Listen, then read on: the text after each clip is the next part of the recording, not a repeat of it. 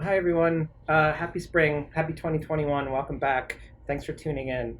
We're going to look at model photography tonight as done on smartphones. Now, in the shop, we take photography pretty seriously within the scope of the facility here in equipping the place to take uh, adequately professional looking photographs of models that are made in the shop. And so we have the facilities for that.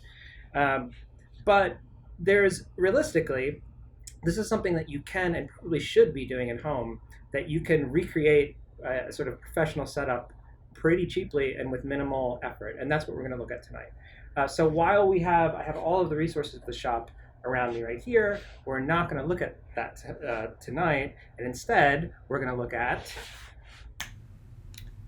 my apartment.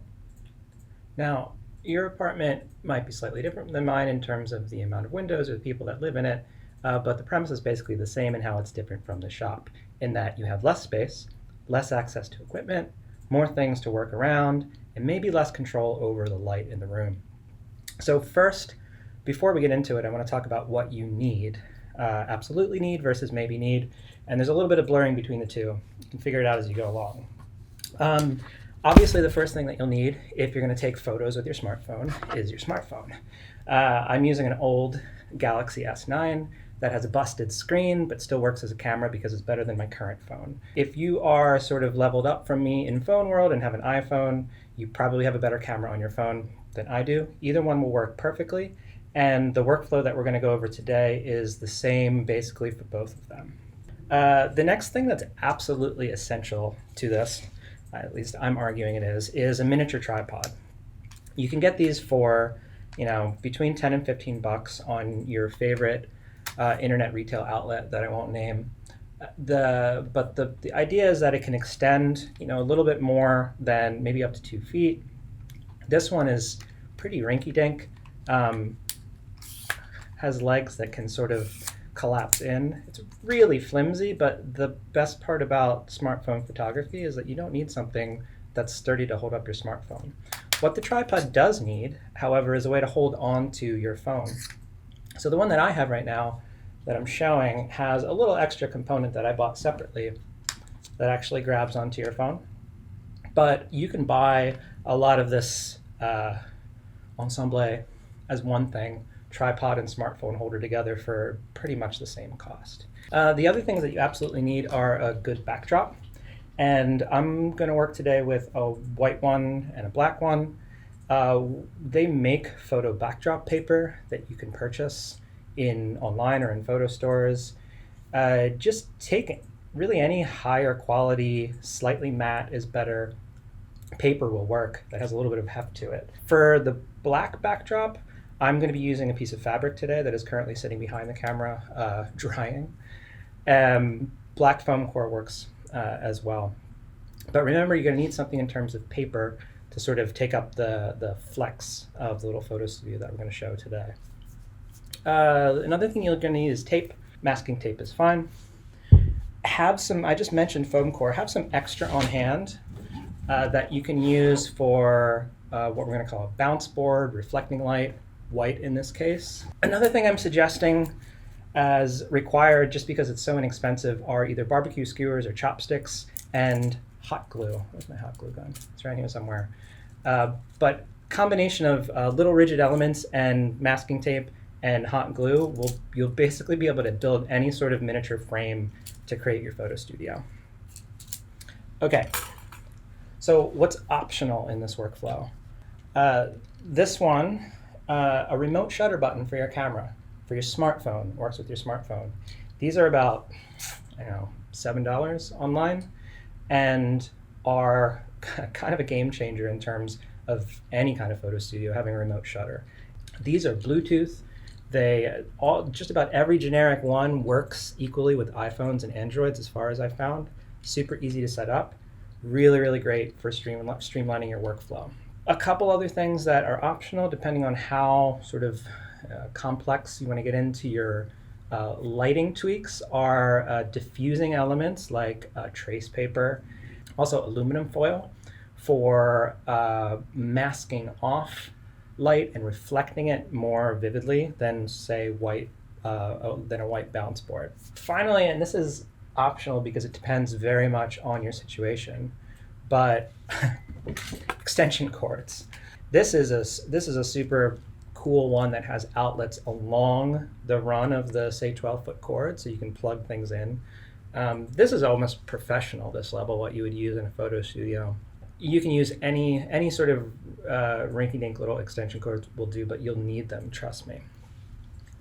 The last thing that I would put on the optional sort of category, even though it's not optional, is light sources that you're going to need to take photos. So obviously that's not optional, but I say optional because it's optional that you might go in and get yourself a little $10 battery-powered light source that you can move around easily.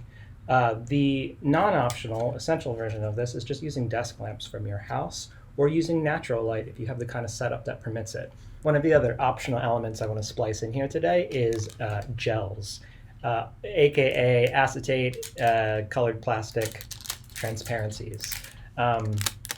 These, you can edit a lot of the quality of the light and exposure in post-processing, editing your photos. What you can't do as easily is selectively edit colors of light in different parts of the photograph. So what do you need camera-wise, software-wise, on your smartphone? Well, almost nothing. I'm going to give you one required thing and one optional thing. First thing you need is the camera software on your phone. And on most phones, the onboard camera is great.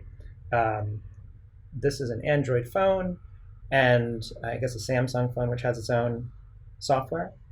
And what I'm going to do is just find Pro mode or manual mode, or they might call it something else on different phones.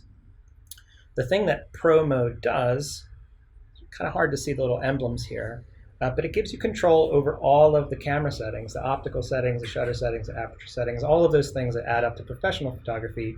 You can tweak them within your phone's parameters. Having the ability to change the focus manually on your phone's camera will open up a lot of other little possibilities of what you can do. So iPhone onboard camera software is great. iPhones actually have two, the newer sort of super duper iPhones have two primary lenses built in at different lengths, so you can take different zooms of photographs. The other piece of software that I'm going to show you though is Lightroom Mobile. So this is available for both Androids and iPhones. And what it is a sort of like a stripped down miniature version of the Lightroom that you have installed on either your computer or your studio computer that you have access to. And it's a simple version of it. The key part is that you can sync. And I'm going to show you just in a minute how to set up syncing between your phone and Lightroom on your computer, which means you're essentially just creating a tether between your phone camera and Lightroom on your computer, where you can do everything you need to make the photos look awesome.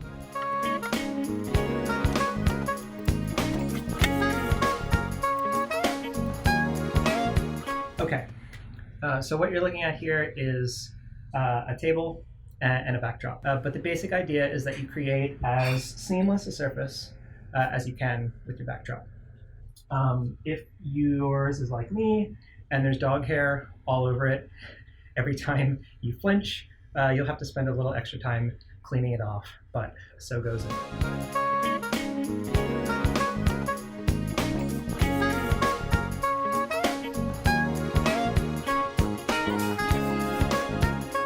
All right, so I've obviously set up a black background instead of a white one, but the key difference in this setup that I want to show you is the separation between the backdrop and the table itself. You can do this either with a white or a black background or whatever color background you happen to be using, but this setup is slightly different and you can get some things out of it that you can't get out of the other one and vice versa. All right, for the sake of comparison, let's just take a couple pictures really quickly to see where we can get to. So I'm going to use Lightroom's onboard camera because it's there in the Lightroom mobile app, just on the auto settings, and using my remote trigger button, take the photograph. Not a bad photograph. Very, very evenly lit. but in frame, sharp enough with the auto settings. So not a bad photograph, pretty plain, but one of the disadvantages of this sort of technique is that there's not too many ways to go from here, because I have very little control over the level of ambient light in the room. In fact, there's just way too much of it. So what can you do to control the ambient light in your room? If you're using the natural light that's coming in the windows, the way that you want to set yourself up primarily is, if you can, have your natural light source be 90 degrees to, or about 90 degrees to your stage that you're setting up photographs in. So if you have a window over here, coming in from my right, you want everything to be sitting facing perpendicularly to it. Using direct sunlight can be very, very difficult, because the intensity of the light just washes the shadows out immediately, and you get things that look like this. So how can you, in the daytime, control the light in your space? Well, you can try anything that you have available to yourself. If you have blackout curtains like some people have, those are really handy in blocking out the light. Or you can do the sort of old school method and pin up blankets and sleeping bags and whatever else you have around to block the light out as much as you can. Since you still want to be letting light through, if you're using shades or blankets to block out the natural light that's coming in your room, give it an ability to come in still that's sort of as controlled and minimal as possible. So what photo studios will sometimes do is have a strip light for a directional fill light. You can imitate that by having two blankets pinned up on a window and just let light come in through the crack. Anything that you can do to sort of control the amount of angles that light is coming from. So it's going to be very different if you have a diffuse sheer curtain over a big window versus having very bright light coming just through one little sort of 1 foot strip in the window is generally better. Another thing I didn't mention that you'll see in professional photography setups is that they'll have a million tripods to hold up everything that they're using to stage the scene. Unless you have a million tripods, this option will not be available to you. So how are you actually going to be holding and positioning things around the room, lights, gels, with anything that you can find. So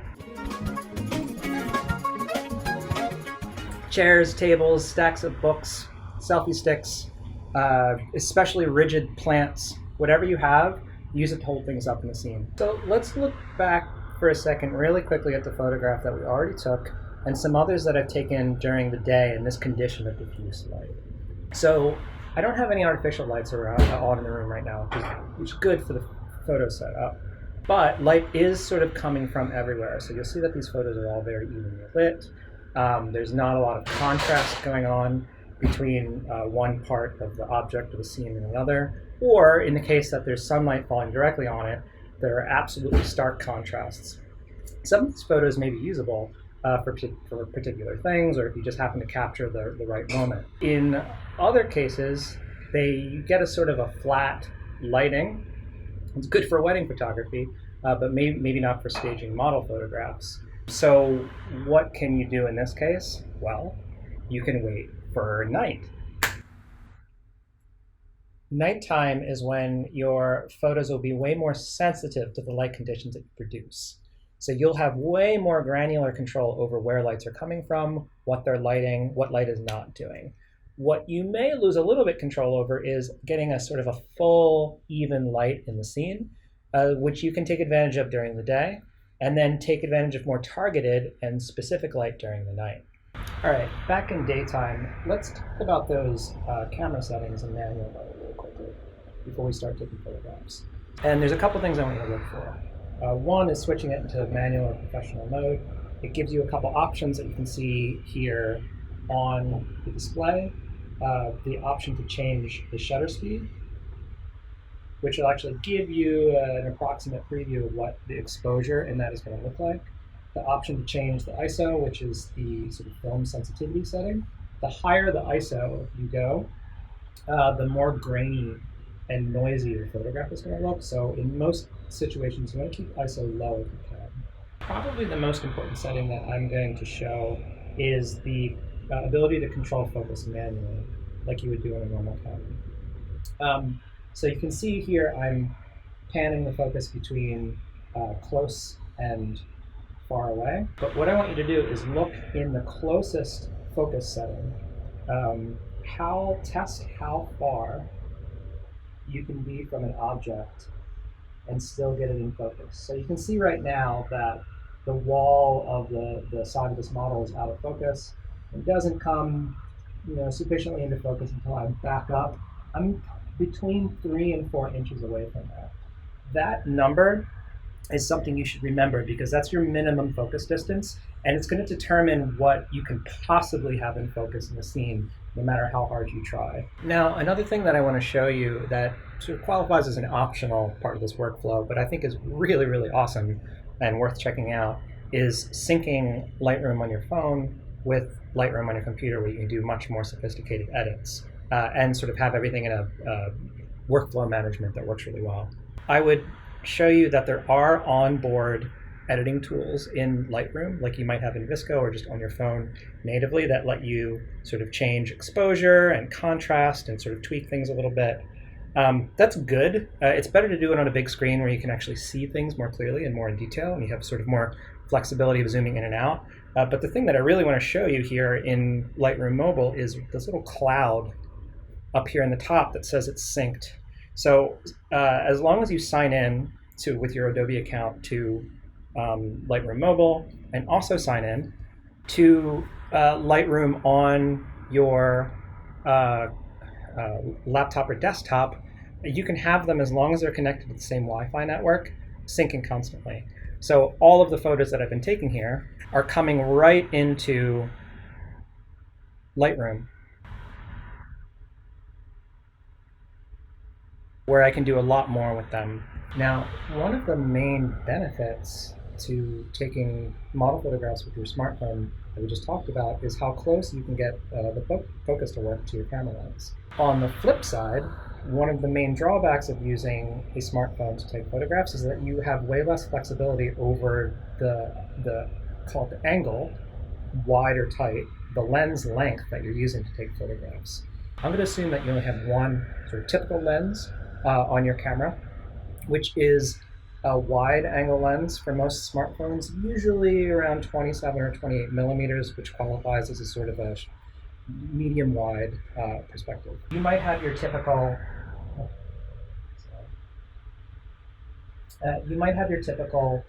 ground level or occupant level, and it is a perspectival shot. So this is what you use a wide angle lens for. It captures the sort of perspective, the foreshortening, the things that you would get as an observer in a scene. The sort of far other end of type of shot that you might take is a zoom shot. Now I'm going to use the digital zoom on my camera just to demonstrate. Do not do this. Zooming in with the sort of onboard digital zoom of your smartphone will result in low quality photos. So if anything, crop your photo. The point is to show that this type of shot flattens the perspective in the scene. Everything is, the farther away that you get and the longer the lens that you use, the more it looks like an axonometric projection of it, where everything, there's no foreshortening, no perspective. So let's look at 3 example photographs with techniques in each of them.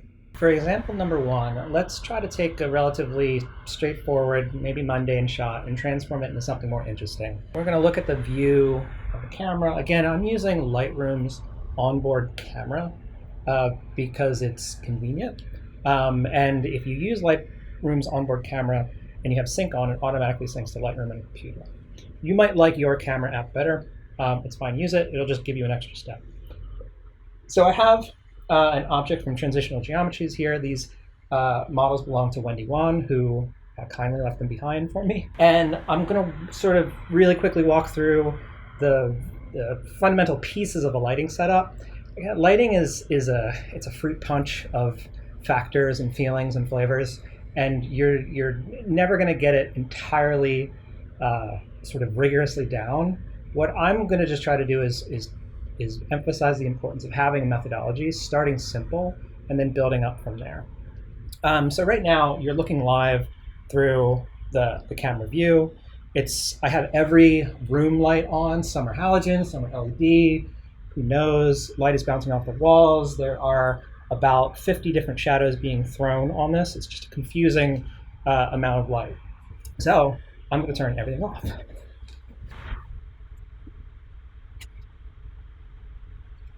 This is a starting point. So all I have left on here is one single light. This light I have it's an LED light, the battery-powered one I talked about. You can use a flashlight or a desk lamp would be really good. Try to use LED lights just for the sake of not burning down your apartment. If you're going to be wrapping diffusing paper around lights, make sure it's not a hot incandescent, or especially halogen bulb. A one light setup is the sort of simplest, maybe like portraiture light you could try to take. It gives you this kind of high contrast, moody photo. You get definitely a spicier picture, one that's telling a little bit more of a story, a little bit more emphasis on what's going on. But there are some pretty serious shadows washing out on the other side of this. So one strategy to mitigate these shadows is to add something to bounce light around. You can see I'm just using a big white piece of styrene or foam core or whatever you have. And immediately you can see that you've taken up the sort of darkest shadows on the side. It's a really good way to selectively edit the light. It's about directional emphasis of light, but yet light filling the scene from the other side as well. This is what you'll see in a portrait setup. If you want to go to a two light setup, there's a couple ways you can do it. So instead of bouncing light around with a whiteboard or something reflective, you can add a second light at a different value.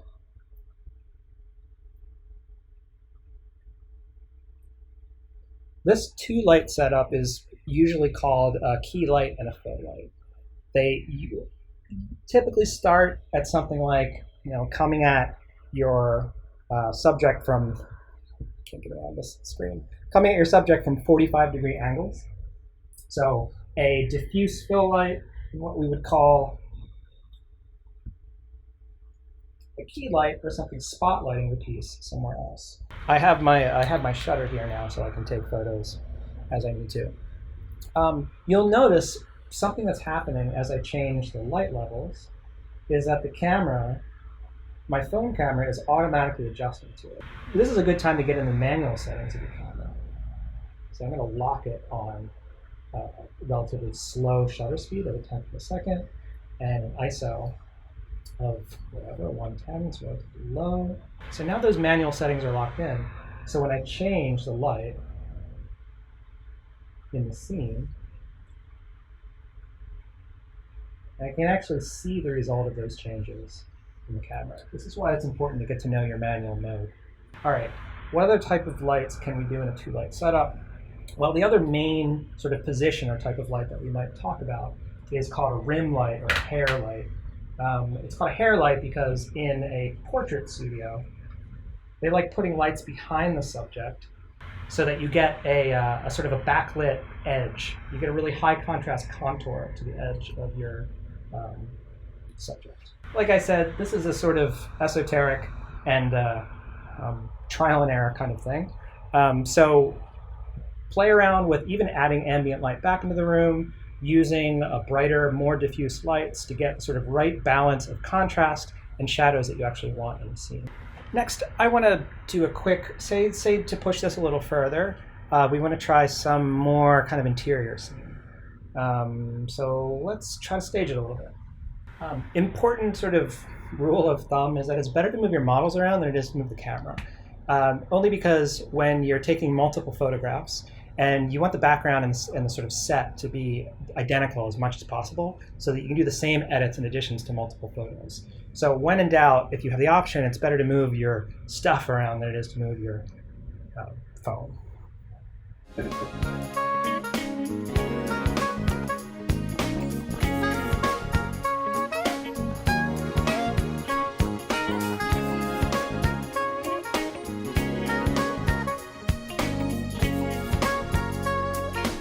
All right, a little clumsy, but it's getting there.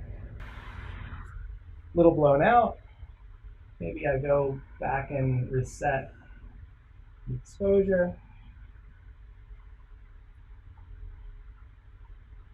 All right, right there. I love it. Take the photo. Okay, photo taken.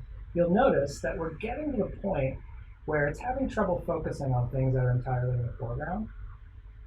That's a product of being too close to the camera. So if you want to get these scalies that are right up in the camera in focus, you're going to have to manually turn the focus to be close at the cost of the background going out of focus. Now, this is an effect that you might like for sort of dramatic effect and separation of subject.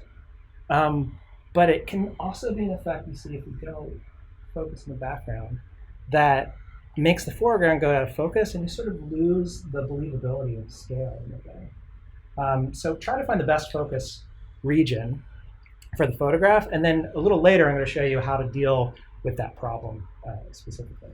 So one more thing while we're on this scene. But we talked about the use of color gels, plastic film of different colors that you can put over lights to sort of spice up the photograph. What the point I want to make is that it's not so much about spice so much as new ways of creating contrast within a scene. So say I have a scene which I'm trying to sort of depict and accentuate an interior and an exterior condition. I can use colored gel lights instead of my key lights and my rim lights to really create a lot of color separation between the interior and exterior, or whatever other conditions you're trying to depict here. Now this can clearly get out of control and turn into a sort of a rave really fast, but the point is that it's another tool there that's in your arsenal that can be used mixed in with your other lights to create sort of new contrast that you're looking for. Okay, so hopefully that showed with this example how you can go from a pretty mundane flat photograph to something that's really sort of rich with minimal set of moves. Just positioning of lights, really like you should really only have to be using 2 lights, except for maybe very special effects. Position of camera, lock it into place, and then the manual manipulation of camera settings to get what you want. Example number 2, more of an entire building at scale model, a little bit more of an architectural object, and on a black backdrop, this time with that separation that we talked about between the table and the background. Right now, it's, I have all the lights on in the room. It's not a terrible photo. It's sharp. It does kind of have the effect of like when you're at a show and the lights come up after the end of it, like you're sort of seeing the stage revealed. So let's see what we can do to transform it into a little bit more of an interesting composition of photograph using the lighting principles that we looked at in the last example, maybe employed a little bit differently, and a couple extra, call them tricks or techniques that you can use in combination or independently, depending on what you're setting up. Okay.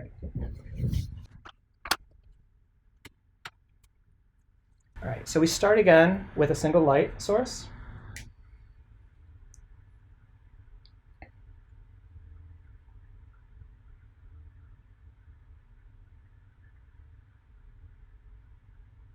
You can see there's enough like lattice work and stuff happening in this model that it throws some pretty interesting shadows onto itself, something you should consider.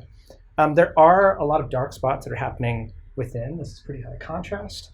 So remember, the first line of defense is to try to provide a little bit of reflective surface for it to bounce things around on. I'm going to put the remote. It's another really good reason to get that $7 remote. Okay, already I like it better.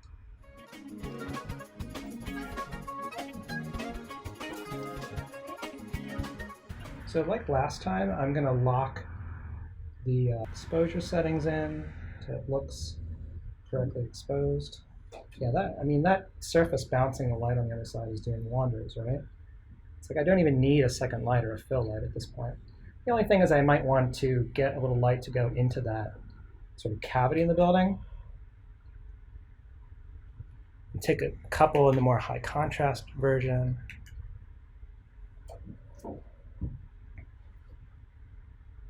But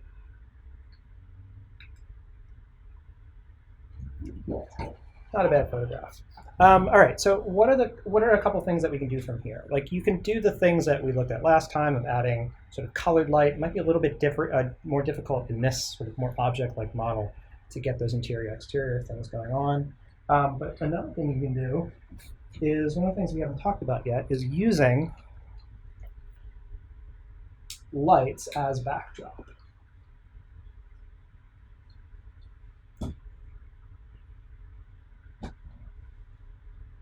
So since I have this small amount of separation, I can actually use the backdrop to throw light onto and get this kind of gradient effect there. This works on any color of backdrop. If you have a nice flat, non-drier wrinkled backdrop like mine, it'll be a little bit more flat and less textured. But the point is that you can use it like this. Create a little horizon line. My table also has like a funny Noguchi shape to it, so it's not a straight horizon line. But you can see, like, just use light as, not to sort of belabor the cliche, but use light as paint.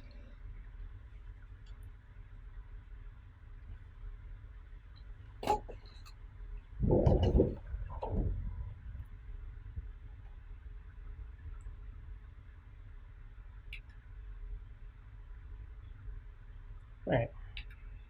It's looking all right. One last little sort of technique or trick, if you will, is doing something with your surface itself that you're taking photographs on.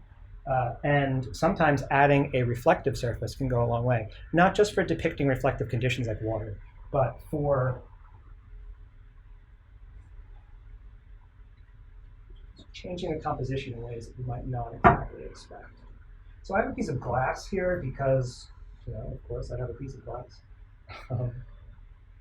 Plexi will work just fine.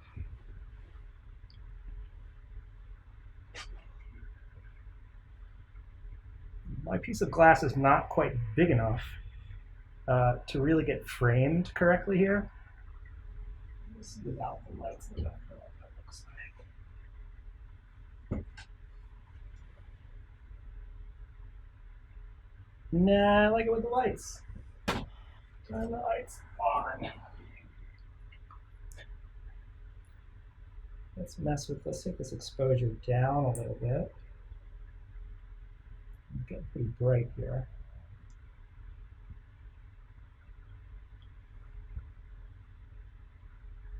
Now I have the benefit of having these dimmable lights, but you can just do it with physically moving them. Maybe I want to get a little bit more of that. It's sometimes it's difficult to ground your photographs in a scene.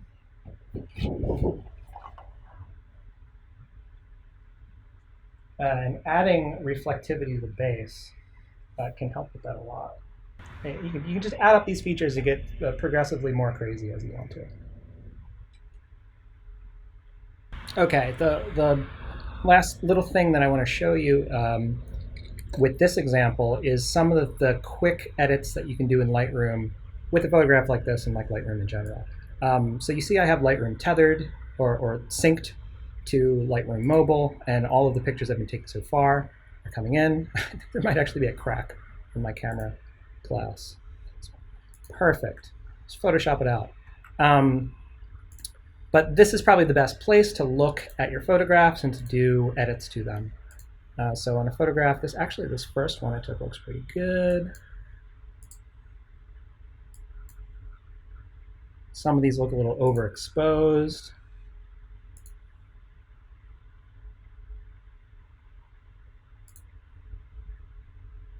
I'm just going to go with the first one. So I'm going to take the exposure down a little bit and then bring up. It's a game when you have your backdrop black of chasing out the backdrop while preserving the shadows and highlights of the thing that you want to take a picture of. Clearly, it's better to have a more blacker backdrop and one that's not fuzzy and covered with rug and dog hair like mine. It's going to happen at your house. Don't worry too much about it. But the real thing, you can go crazy exploring these settings in Lightroom, but the real thing I want to show you is a perspective correction. So in architectural photography, the one of the main challenges of building scale photographs is perspective correction, because you're inevitably, to capture a whole building, you're going to be, unless you're Iwan Bond and have free access to helicopters all the time, you're probably going to be on the ground, and you're probably going to be using a wide angle lens to capture it, which is going to do perspective distortion and stuff like that. So what professional photographers sometimes do is use lenses that correct for that automatically. But what we can do really easily in Lightroom is make some of those perspective corrections ourselves. So if you look down here if you go down to transform, there's an option to do a guided perspective correction, and it actually asks you to pick two vertical lines.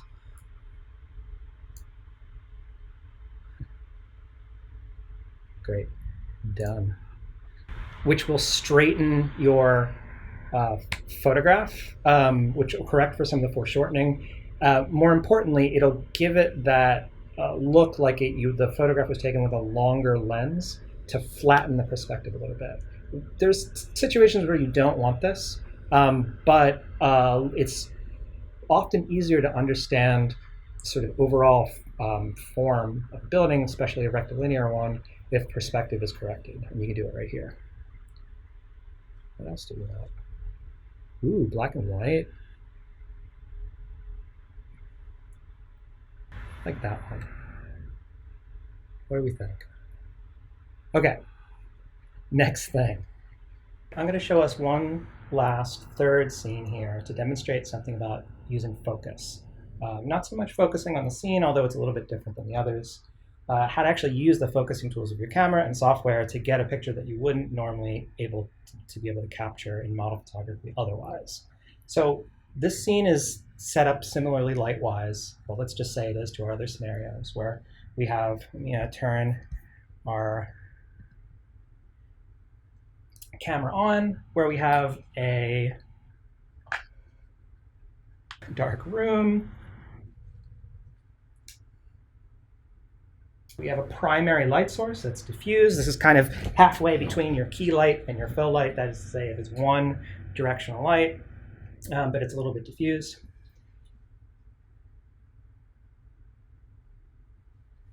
And then I'm not liking the harshness of the shadows it's getting there, so I might start by bringing in something to bounce light around in the scene a little bit, and you can just see already the palpable difference in the shadows on the far side of objects. But for the sake of this exercise, let's say that I'm going to put second weaker fill light in here. It's not the most beautiful lighting I've ever seen. There's hard shadows bouncing everywhere, but just go with me for the sake of the exercise. Now, we have everything here in a sort of a eye-level view perspective of the scene. Again, I'm doing it in portrait mode just for the ease of using this smartphone for demonstration. But I have things in the foreground and the background and some degree of foreshortening going on because I'm using a smartphone wide lens. So what happens if, like Bob Ross, I come in here and try to ruin it with a happy little tree in the foreground right at the last second? A couple of those. I'm not sure if I can get him to stick straight up. Nope. Oh, I'm definitely going to cut this.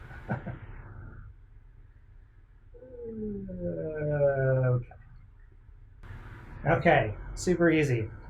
Now I have objects in the scene that are too close to the camera lens to capture everything in focus.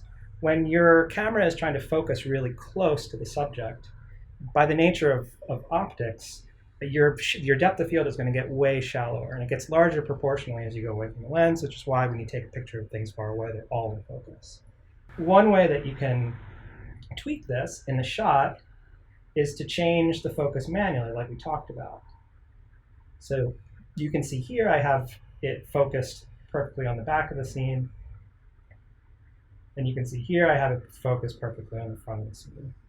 I would say just aesthetically out of the box, shot like this is more pleasing, but when you have a shallow depth of field, especially in model photography, it has that kind of effect of suspending disbelief of the size of the thing. Once you see something, you know, very separated from its background, your eye and brain immediately say it's small, just because that's what we're used to seeing when we focus. So if we could somehow collapse all of these different focus lengths into one shot, we would get something that is entirely in focus despite being close to the camera, and bring the illusion of sort of scale and size that's not naturally there. So we do that with a technique called focus stacking, which I'm going to show you really quickly. So this requires a jump into another program or two in Photoshop, but the process is pretty streamlined, and it's worth knowing, especially if you're doing interior shots or really close-up photography of interior scenes. So this is where it's really important to learn your manual settings and go in here and make sure everything is locked. So I'm going to put it on, I'm going to lock it on the slowest shutter speed possible, which is 1/10 of a second. I'm going to sort of find an ISO level that I like the exposure for. Sure. Maybe I'm going to change the perspective a little bit.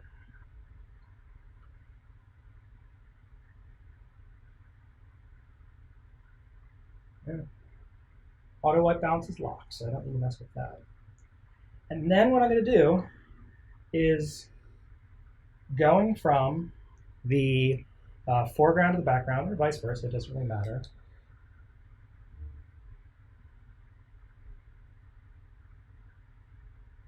I'm going to take multiple photographs, moving the focus a little bit each time.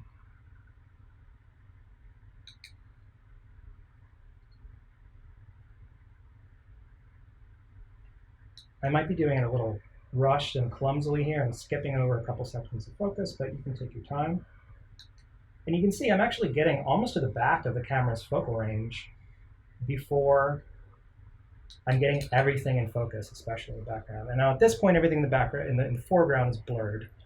So this shot immediately screams miniature model. It's something that we wouldn't want to use right out of the box. So let's hop into Lightroom and talk about a couple things and then go right into Photoshop.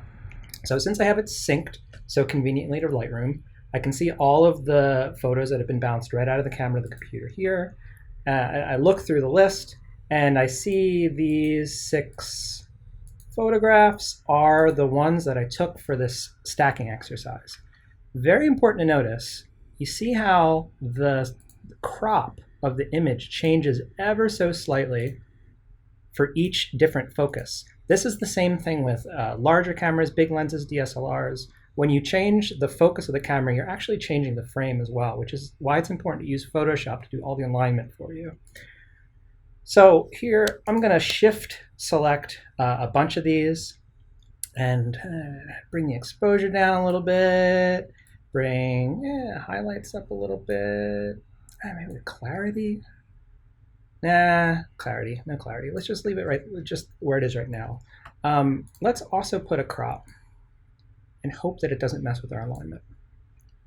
All right, that looks good. Now, since I have these 6 images selected, I can go up to Sync here, and it'll apply the same visual effects and crop settings to all of them.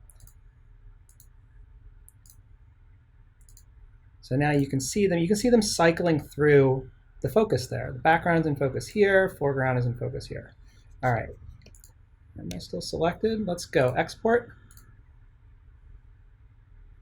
And I'm gonna cut this part out while I click around and export them correctly. So next, I'm gonna hop over to Photoshop. Let's start something. You actually don't have to start a new blank file at all. What I want you to do is, before you even have a blank page or template open, there we go, scripts. Technical difficulties. What you're looking for is File, Scripts, Load Files into Stack. So this is going to ask you for a number of files instead of an individual file. I'm going to go to the files I exported from Lightroom and import them. Now, this is important. You have to click Attempt to automatically align source layers. Otherwise, it's going to have a really hard time blending the focus together.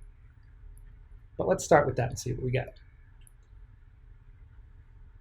Thinking.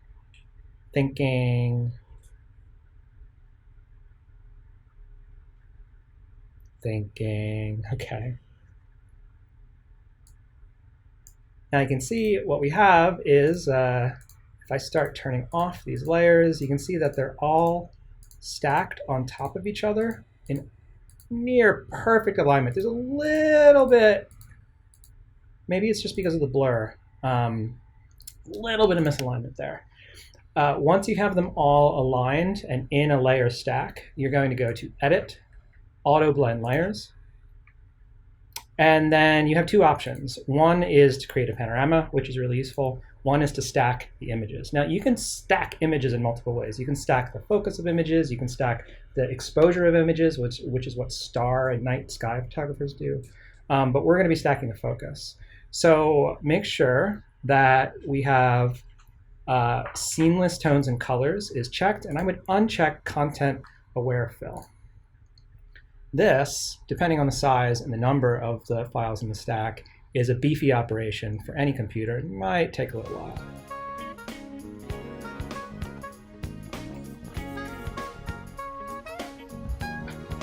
It might also blow up my computer. That's always a possibility.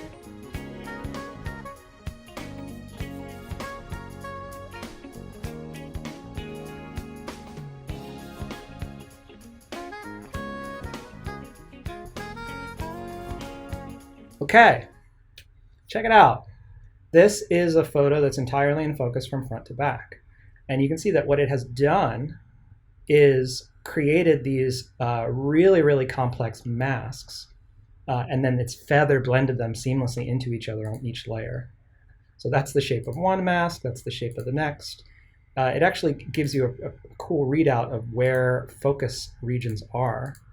And you can see looks like I've covered just about everything in this stack. It doesn't look like anything except maybe here at the very bottom is out of focus.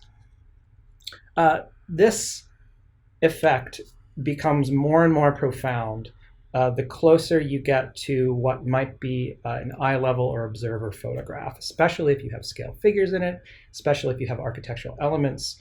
If you're doing the interior of a room, as long as you don't have objects within that 3 or whatever inches minimum focus distance to your camera lens, you can pull this off and get the entire thing in focus without having to go to a really, really tiny aperture that you might have on a bigger DSLR camera.